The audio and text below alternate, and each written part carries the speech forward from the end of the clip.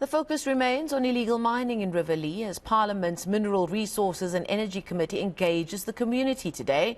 The area has been plagued by deadly rival Zama shootouts. The committee will do a walkabout at different illegal mining hotspots. And our reporter Bafedile Moerane is there and joins us live from the scene. Bafedile, you're in Riverlea this morning. You've spent time there over the last few weeks. Give us a picture on the ground. Has anything changed since the arrest of 100 illegal miners?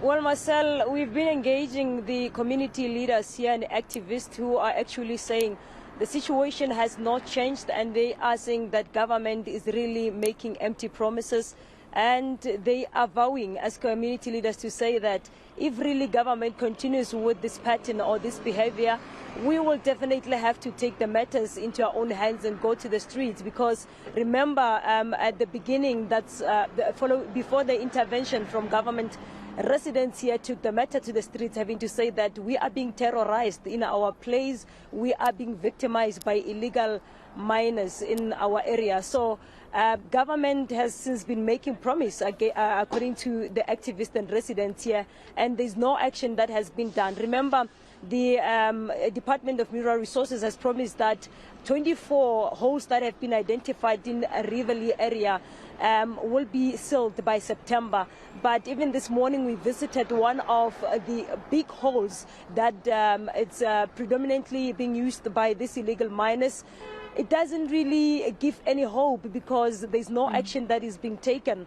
And the activists having to say that there's no way government will manage to seal these 24 identified holes by September. So we spoke to a community activist, Mr. Ismail van Wyk, and let's listen to what he said to us there, Marcel.